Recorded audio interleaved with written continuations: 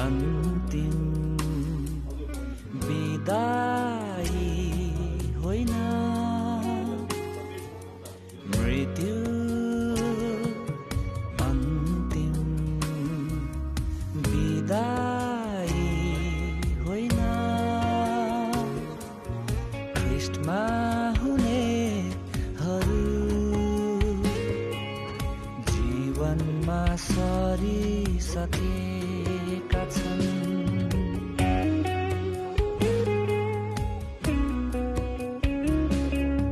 याद गर ख्रीष्टका ती जीवित वचनहरू, याद गर ख्रीष्टका ती जीवित वचनहरू। मलाई विश्वास गर्ने मान्छे, मलाई विश्वास गर्ने मान्छे मरे तापनि जिउनेछ, पुनरुत्थान हुनेछ, फेरि मिलन हुनेछ। मृत्यु अन्तिम बिदाई होइन।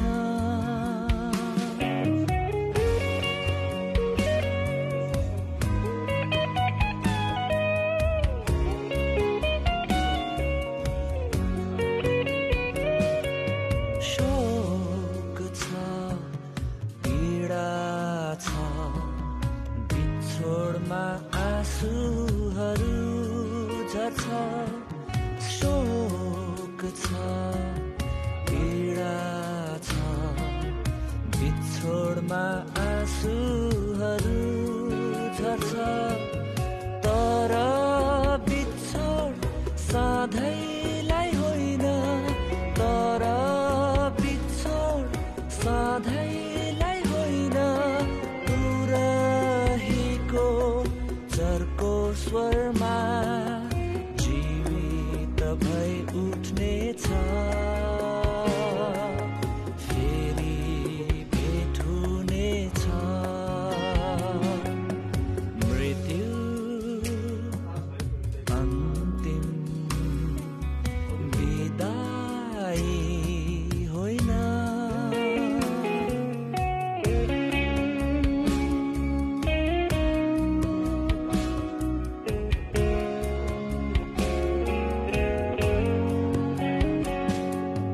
येशूमा विश्वास गर्नेलाई अनन्त जीवन निश्चित छ। येशूमा विश्वास गर्नेलाई अनन्त जीवन निश्चित छ। उहाँ भन्छन् आजै तिमी, उहाँ भन्छन् आजै तिमी मसित स्वर्गमा हुनेछौ, आनन्दमा हुनेछौ, विश्राम लिनेछौ। मृत्यु अन्तिम बिदाई होइन। मृत्यु अन्तिम बिदाई होइन। ख्रीष्टमा हुनेहरू जीवनमा सरिसकेका छन्, जीवनमा सरिसकेका छन्।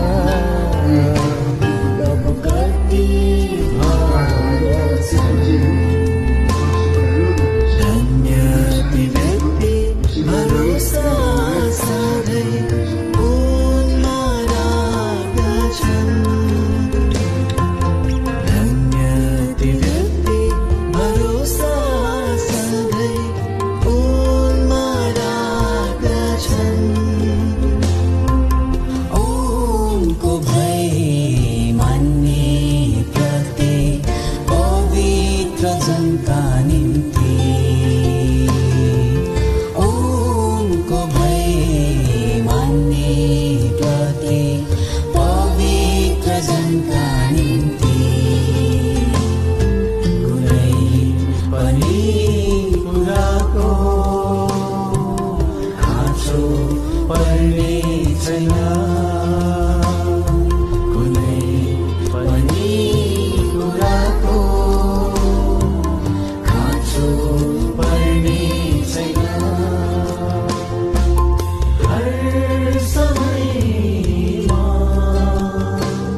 परमप्रभुलाई धन्यको भन्नेछु हर समयमा परमप्रभुलाई धन्यको भन्नेछु उनको प्रशंसा निरन्तर मेरो मुखमा रहनेछ उनको प्रशंसा निरन्तर मेरो मुखमा रहनेछ हर समयमा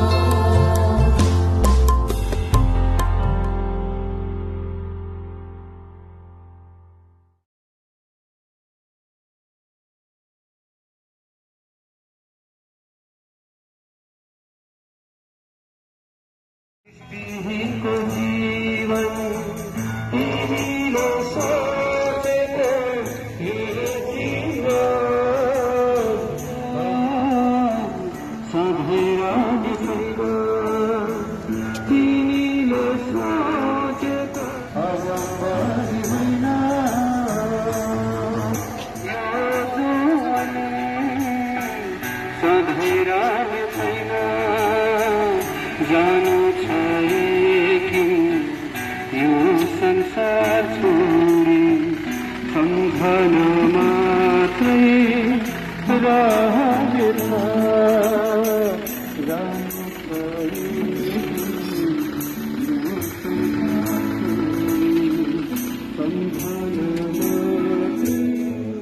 अन्ना शैली आउनु हुँदैछ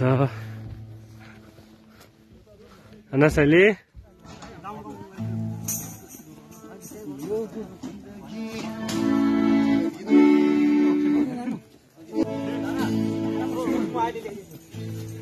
म माथि गएर आउँछु ल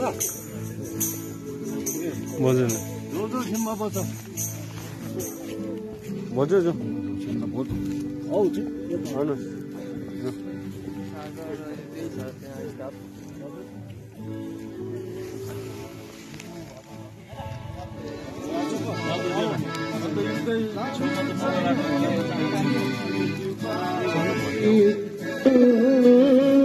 लानु छैन केही मुक्ति पानी विश्वास गरी मुक्ति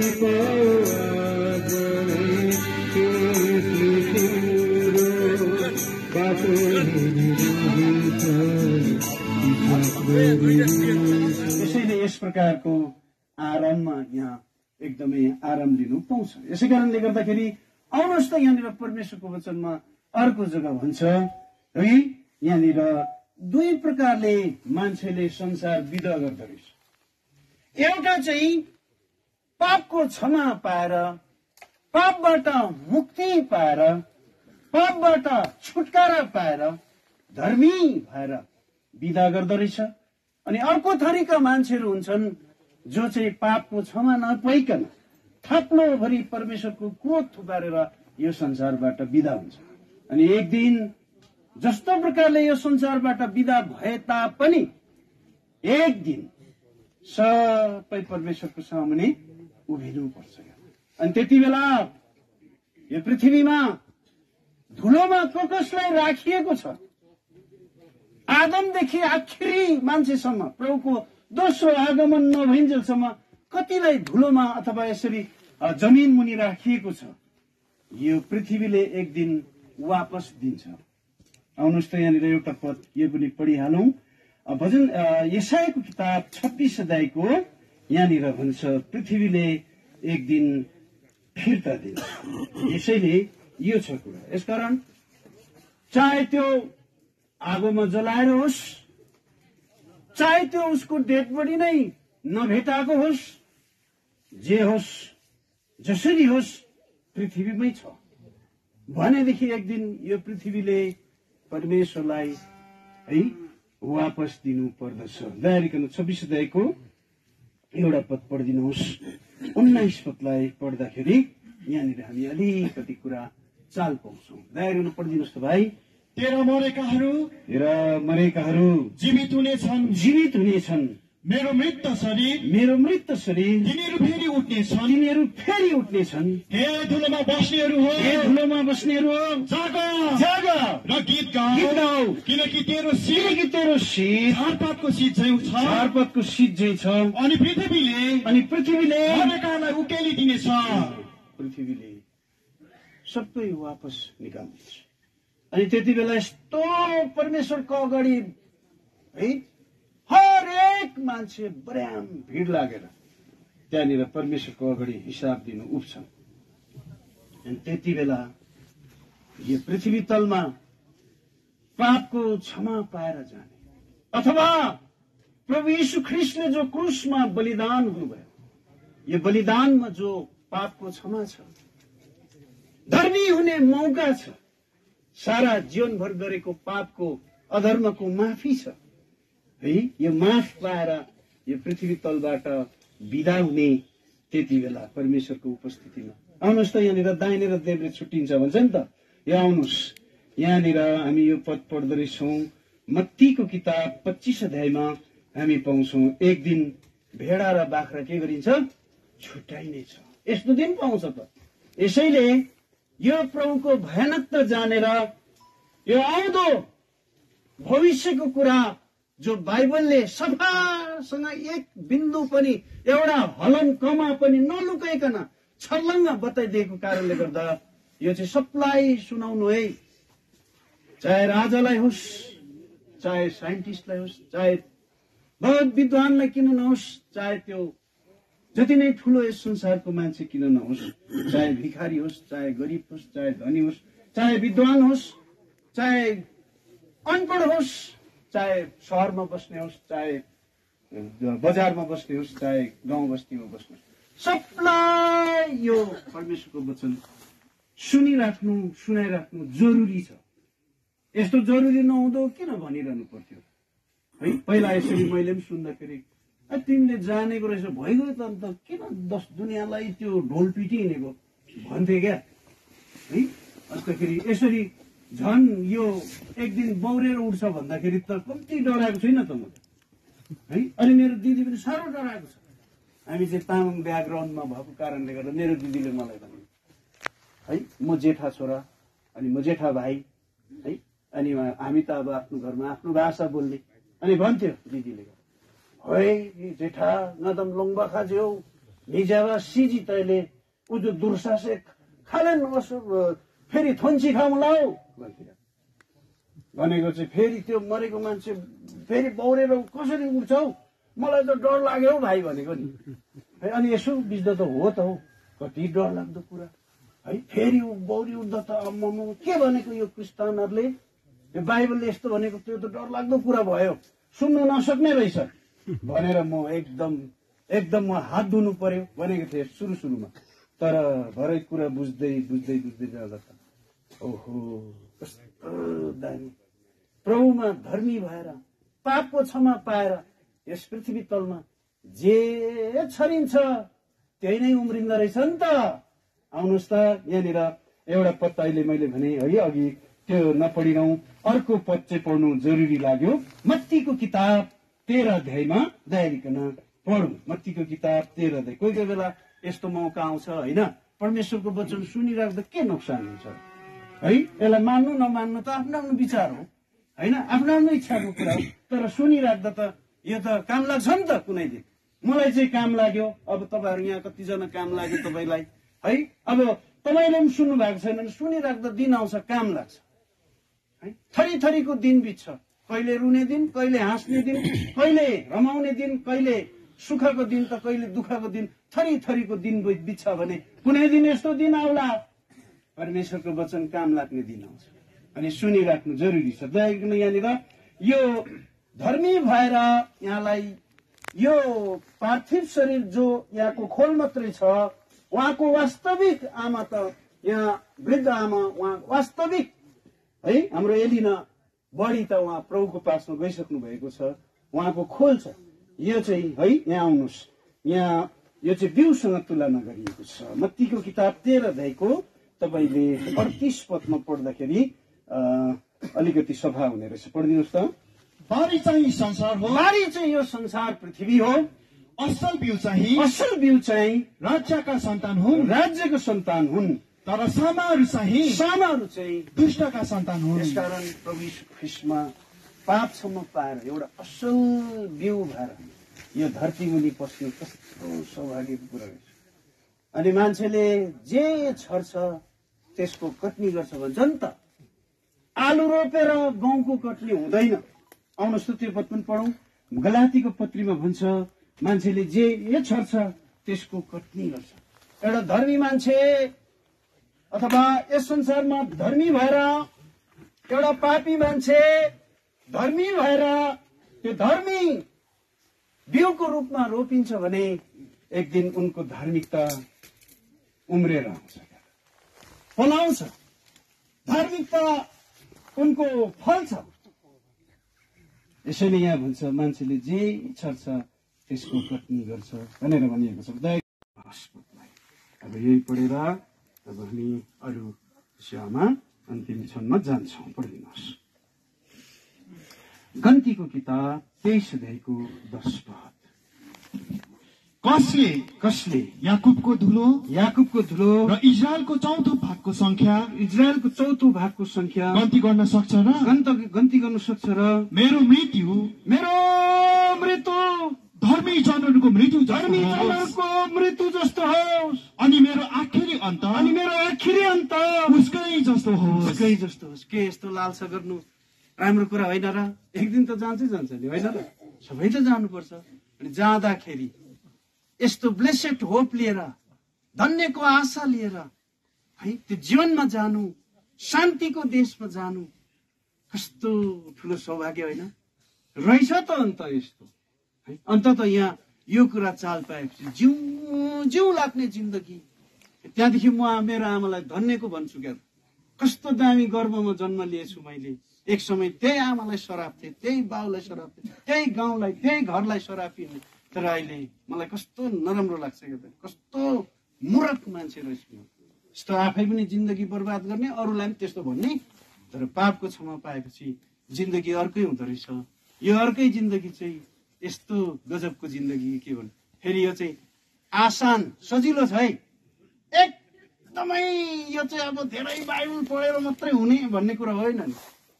अनपढले पनि अनुभव गर्नु सक्ने, गरिबले पनि अनुभव गर्नु सक्ने कोही पनि मान्छेले दुई खुट्टे छ।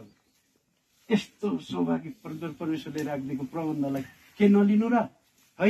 लिनु, जानु, सुन्नु, बुझ्नु, गर्नु भन्दैछ भने झन् साह्रो 4 पाउ धसेर गएर हत्याउने कुरा रहेछ है।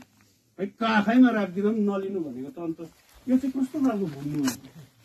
यसैले हामीलाई आशिष दिएका हुन्। यो धन्यको आशामा धर्मी भएर, पापको क्षमा भएर यो पृथ्वी तलबाट यो माटोमा यहाँ जानु हुँदैछ। एक दिन यो माटोले यहाँलाई परमेश्वरको सन्निधिमा वापस दिन्छ। परमेश्वरले यो सानो वचन पढाइमा आशिष दिएका।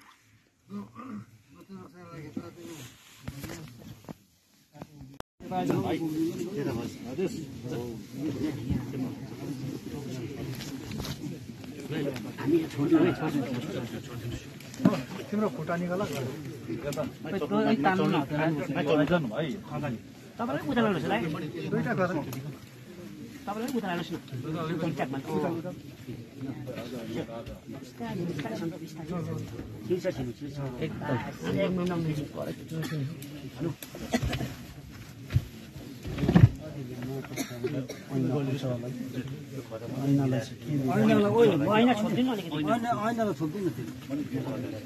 पदाले छोपिदिनुहोस् न,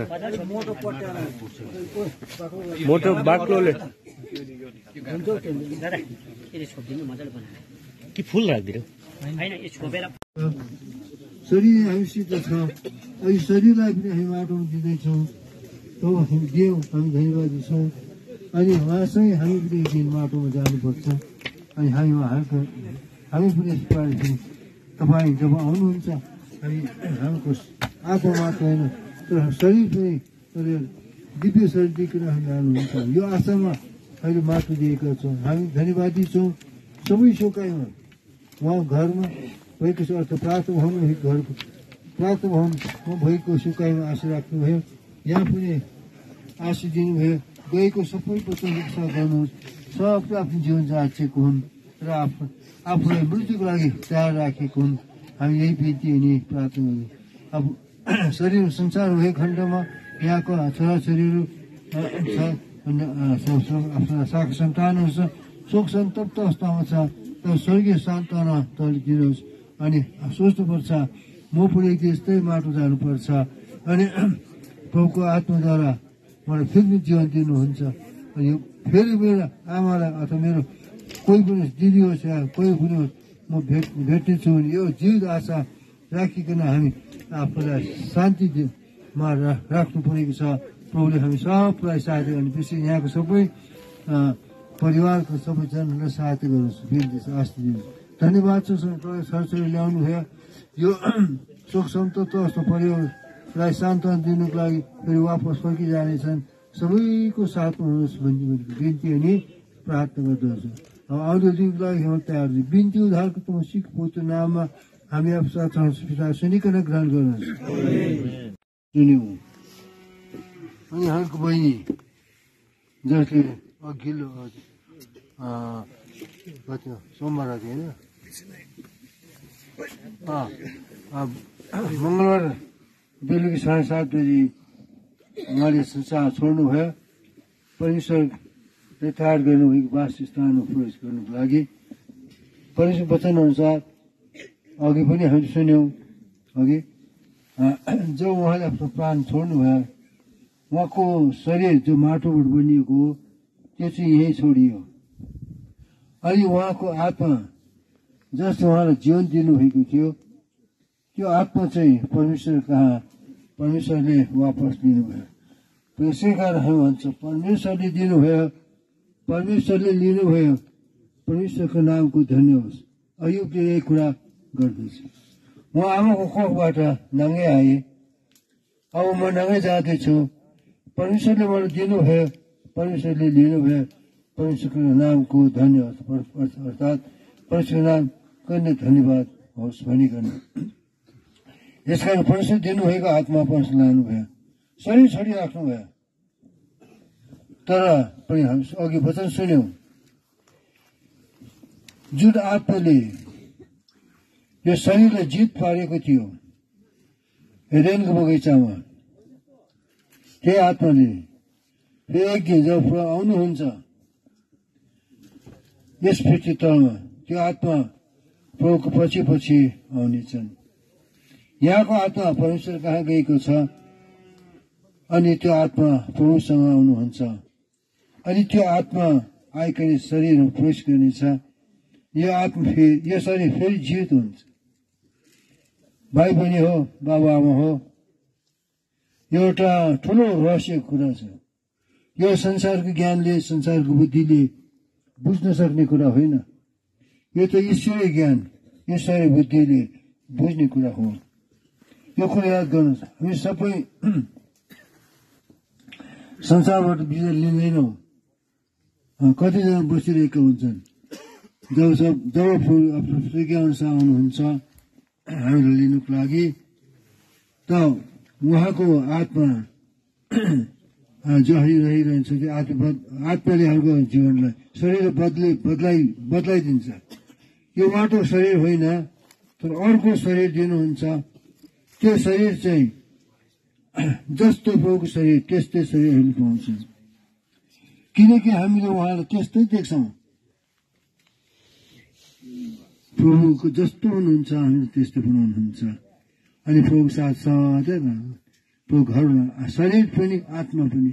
आज हामी हरेक जसले प्रभु येशू मसीहमा पापको क्षमा पाएको छ, जन्मदेखि लिएर आएको पापदेखि क्षमा पाएको छ, प्रभु उनको पापलाई क्षमा गरिकन उहाँको रगतले हामी सबलाई जसलाई धोइदिनु भएको छ, शुद्ध पवित्र बनाउनु भएको छ। अनि पवित्रतामा हामी जीवन बिताइरहेका छौँ। हामीलाई एउटा आशा दिएको छ। यो आशालाई परमेश्वरको वचन बाइबल शास्त्र भन्छ जिउँदो आशा। यो मरेको आशा होइन, यो जिउँदो आशा हो। यो जिउँदो आशाले आशा अब हाम्रो जीवनमा पुरा हुनेछ। आफ्नो छोरी पिता मंगलबारको साँझ गरी 7:30 बजी कहाँ जानुभयो, छोरी छोडिराख्नुभयो। समय आउँदैछ, यो उहाँको आत्मा जो परमेश्वर लिनुभयो त्यो आत्मा आफैले लिकन आउनुहुन्छ र त्यो आत्मा यहाँ प्रवेश गरिकन त्यो आत्मा प्रभुसँग फेरि एउटा दिव्य शरीर लिकन, कहिले नकोर्ने शरीर, कहिले नमर्ने शरीर लिकन, अनन्त शरीर लिकन जाने। यो चाहिँ हो हामीहरूको अनन्त जीवन। यसकारण प्रभु येशू मसीह चाहिँ हामीलाई अनन्त जीवन दिनुको लागि आउनुभएको हो। अनन्त जीवन प्रभु आफै प्रमाण गर्नुभयो। उहाँ आजभन्दा 2000 वर्ष अगाडि यरुशलेम भन्ने जग्गामा सारा जगतका लोकहरू पापको दण्डले आफू शरीरमा बोकिकन उहाँ दण्डित हुनुभयो। उहाँले फाँसी दियो हाम्रो पापको कारणले। पाप त हामीले गरेका थियौँ, सारा जगतको लोकले पाप गरेका छौँ, तर उहाँको सबै पापको भार दण्ड उहाँले भोगिसक्नु भएको छ। जस कसैले पनि यो विश्वास गर्दछ कि प्रभु येशू मसीहले मेरो पापको दण्ड उठाइदिनु भएको छ भनिकन विश्वास गर्छ अनि प्रभुलाई भन्दछ, प्रभु तपाईँले मेरो सबै पापको भार उठाइदिनु भएको, दण्ड उठाइदिनु भएको छ। तपाईँले मलाई क्षमा गरिसक्नु भएको छ, मलाई क्षमा गर्नुहोस्, पापको बन्धनमा छुटकारा दिनुहोस्, अहिले तपाईँ जीवन मलाई दिनुहोस् भनिकन हामीले विश्वासित प्रार्थना गर्यौँ। अनि यो विश्वासित हामीले पापको क्षमा माग्यो भने प्रभुले पापको क्षमा गर्नुहुन्छ अनि हामीको जीवन पाप रहित हुन्छ। पाप रहित जीवन चाहिँ परमेश्वर कहाँ प्रवेश गर्न सकिन्छ। पाप सहितको जीवनले कहिले पनि परमेश्वरको राज्यमा प्रवेश गर्ने आधार पाउँदैन। यसकारण भाइ बहिनीहरू, बाबु आमा जतिजना यहाँ हुनुहुन्छ, यो कुरो ध्यान दिनुहोस्। एउटा धार्मिक विधि विधान होइन, यो त ईश्वरीय विधि, ईश्वरीय नियम हो। परमेश्वर आफैले तयार गर्नु नियम हो, यो मान्छेले बनाएको नियम होइन। येशू मसीहको अनुग्रह, परमेश्वर पिताको प्रेम, पवित्र आत्माको सहभागिता हामी सबैसँग, हाम्रो सबै प्रियसित आजदेखि लिएर सदा सर्वदा रहेको हुन्छ।